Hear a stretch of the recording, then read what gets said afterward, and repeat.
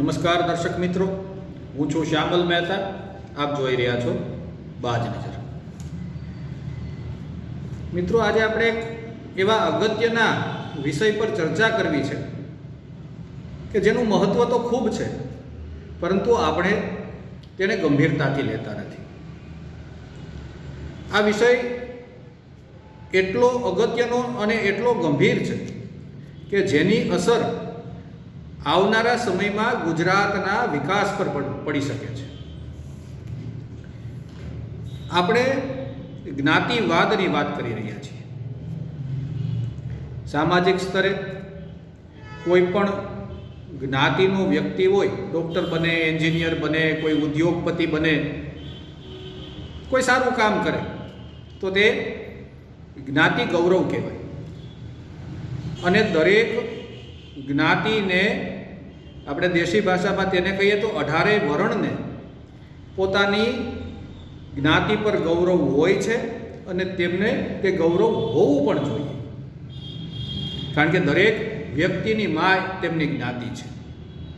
એટલે કોઈ પણ વ્યક્તિ સારું કામ કરે, કંઈ એચિવમેન્ટ કરે તો તેમને જ્ઞાતિ ગૌરવ હોવું જોઈએ અને જ્ઞાતિઓ પણ ગૌરવ લે. એવા વ્યક્તિ પર જ્ઞાતિઓ પણ ગૌરવ લે અને તે હોવું જોઈએ. પરંતુ કોઈ વ્યક્તિ ભ્રષ્ટ હોય, ગુંડો હોય, અસામાજિક તત્વ હોય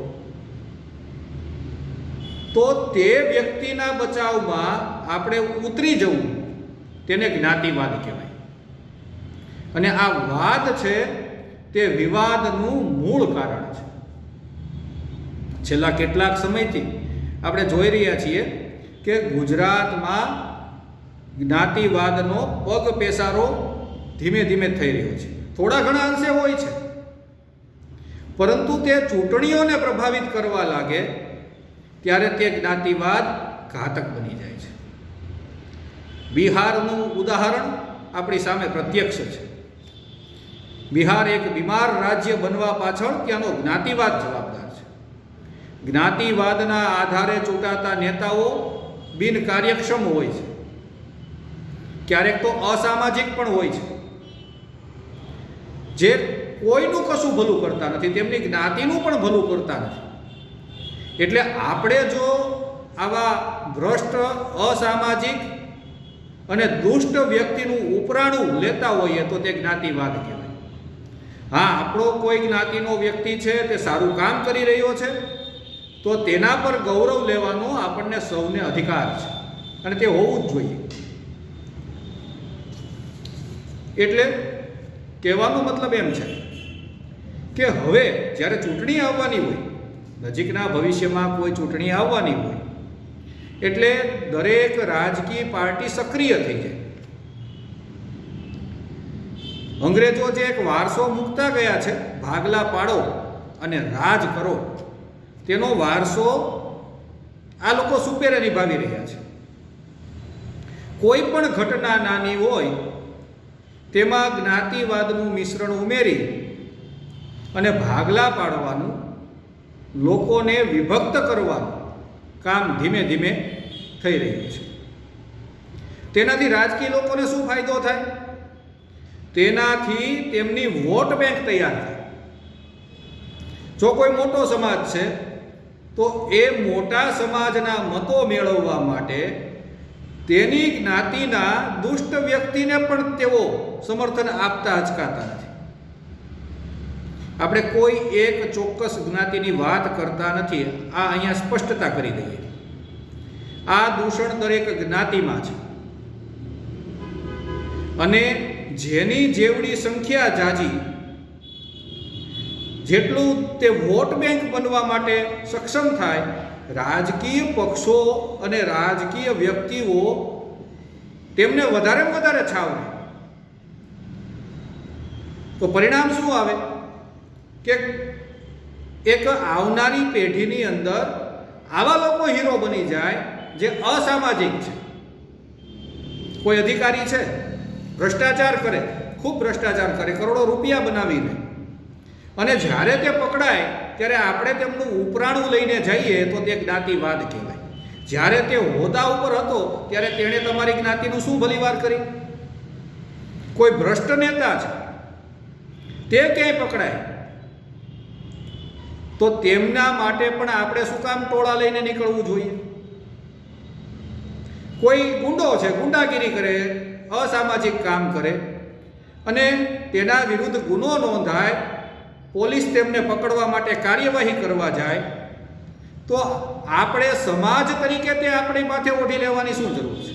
આપણા સમાજમાં તો અનેક સારા વ્યક્તિઓ હોય છે, અનેક એવા વિદ્યાર્થીઓ હોય છે જે વૈજ્ઞાનિક બની શકે, જે ડૉક્ટર બની શકે. આપણે તેમને તો સપોર્ટ કરતા નથી અને આપણે એવા વ્યક્તિની પાછળ નીકળી જઈએ છીએ જે કાલે સવારે ઉઠીને પોતાના સમાજને પણ નુકસાન કરી શકે છે. એટલે આ જ્ઞાતિવાદ એક કેન્સર જેવો છે. આપણે બિહારનો દાખલો આપ્યો. જે રાજ્યોની અંદર જ્ઞાતિવાદનું દૂષણ વધારે હોય ત્યાં વિકાસ થંભી જાય છે. કોઈ પણ પ્રકારનો જ્ઞાતિવાદ ન હોવો જોઈએ. જ્ઞાતિ ગૌરવ હોવું જોઈએ. દરેકને પોતાની જ્ઞાતિ પર ગૌરવ હોવું જ જોઈએ. પરંતુ જ્ઞાતિવાદને કારણે કુપાત્ર ચૂંટાય છે અને એ કુપાત્ર સત્તા પર બેસે છે, પછી પોતાના ઘર ભરે છે અને આપણે જ બળતરા કરીએ છીએ. ઘણી વખત એવું બને છે કે આવા જ્ઞાતિવાદને કારણે આવનારી પેઢી જે યુવાનો છે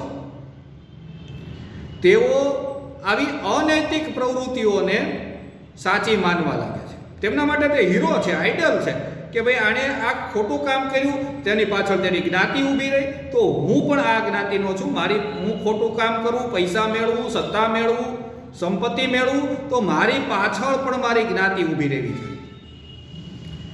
હવે આવા બળતામાં કેરોસીન હોમવાનું કામ રાજકીય વ્યક્તિઓના નિવેદનો કરે છે. તેઓ આ આગને ભડકાવે છે, વૈમનસ્યને વધારે છે અને એ વૈમનસ્ય બે વ્યક્તિની લડાઈ હોય તેમાંથી બે સમાજોની લડાઈમાં ફેરવાઈ જાય છે. જેમને કંઈ લેવા દેવા ન હોય તેવા લોકો આમાં ભોગ બનવા લાગે છે. એટલે આ જે વાદ છે, કોઈ પણ પ્રકારનો વાદ, એ વાદ કાયમ માટે નુકસાન કરતા છે અને વિવાદ ઉત્પન્ન કરે છે. હવે આ અલગ અલગ પડેલા સમાજોમાં તેમના અલગ અલગ નેતાઓ ફૂટી નીકળે છે અને તેઓ જે તે રાજકીય પક્ષો સાથે તેમની વફાદારી બતાવે છે.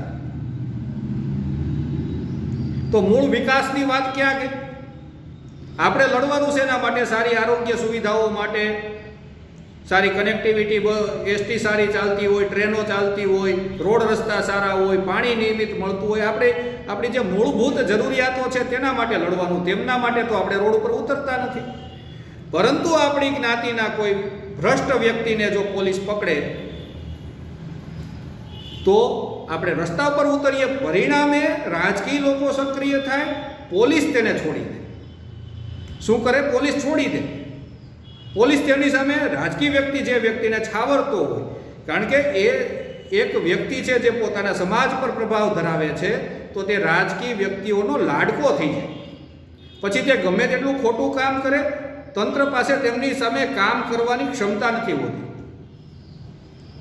એટલે આપણે જનતા તરીકે, એક નાગરિક તરીકે, જો કોઈ કામ ખોટું કરનારો વ્યક્તિ છે તેમને ઘરે બેસાડીએ તો રાજકીય પક્ષો ઓટોમેટિકલી સીધા થઈ જાય. હવે આપણે જ જ્ઞાતિવાદને પોષણ આપીએ, આપણે એક વોટ બેંક બની જઈએ, તો રાજકીય પક્ષો જ્યારે સરકારમાં આવે છે ત્યારે વિભાજનકારી નિર્ણયો લેવા લાગે છે. કોઈ એક જ્ઞાતિને સારું લગાડવા માટે જે નાની જ્ઞાતિઓ છે તેને નુકસાનકારક નિર્ણયો લેવા લાગે છે, જેના કારણે પરસ્પર મનદુખ થાય છે. બે જ્ઞાતિઓ વચ્ચે વિવાદ થાય છે. રાજકીય વ્યક્તિઓને કશું લેના દેના નથી, તેમને મતથી મતલબ છે. એટલે બે જ્ઞાતિઓ અંદરો અંદર એકબીજાથી પૂર્વગ્રહથી પીડિત થઈ જાય છે. આવા સંજોગોમાં સામાજિક સમરસતાને નુકસાન પહોંચે છે. જે રાજકીય વ્યક્તિઓને કોઈ દિવસ કરવું જ નથી હોતું, તેઓ વાત 18 વર્ણની કરે છે કે 18 વર્ણને આમ કરવું જોઈએ ને 18 વર્ણને તેમ કરવું જોઈએ. પરંતુ ઘણા ખરા રાજકીય વ્યક્તિઓ 18 વર્ણ ભેગા થાય તેવું પણ ઈચ્છતા નથી, કારણ કે તેમાં તેમની વોટ બેંક પણ સામેલ હોય છે. એટલે તેઓ એવું ઈચ્છે છે કે દરેક વર્ણ પોતપોતાની રીતે વોટ બેંકમાં વેચાયેલો રહે તો અમારું કામ ખૂબ સરળતાથી પાર પડે. આ વાત આપણે સમજવી પડશે અને જ્ઞાતિ ગૌરવ 100% રાખીએ, પરંતુ કોઈ પણ સંજોગોમાં કોઈ ખોટા વ્યક્તિને સમર્થનમાં આપણે જ્ઞાતિવાદમાં ન ઉતરીએ. કારણ કે આ એક વાત નથી, તાજેતરમાં જે બનાવો બને છે તેટલા પૂરતી સીમિત વાત પણ નથી. જ્ઞાતિવાદનું સ્વરૂપ ખૂબ વ્યાપક બની રહ્યું છે, ખૂબ એટલે ખૂબ વ્યાપક બની રહ્યું છે. અને દેખાદેખી એક જ્ઞાતિનું વર્ચસ્વ તેના સંગઠનને કારણે વધ્યું તો બીજી જ્ઞાતિ પણ પોતાનું સંગઠન બનાવશે અને તે તેમના વિરોધમાં ઉતરશે અને તેમનું પણ સંગઠન વધશે. પરંતુ તે સંગઠન સારા માટે નહીં હોય, પરસ્પર દ્વેષની ભાવનાથી હશે. અને આમાં લેભાગુ તત્વો લાભ ઉઠાવી જશે, જનતાનો ક્યારેય કોઈ ફાયદો નહીં થાય. એટલે આ વાત આપણે પ્રજા તરીકે, જનતા તરીકે સમજવી પડશે કે જ્ઞાતિ ગૌરવ આપણે રાખીએ.